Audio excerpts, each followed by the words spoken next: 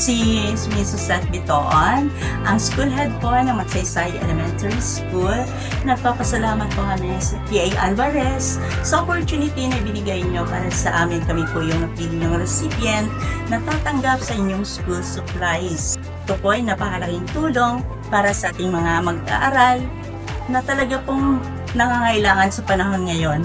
Dahil hindi po lahat ng mga mag-aaral dito ay may kaya po sa buhay. Kaya napakalaking bagay po ang ginawa nyo activity for today.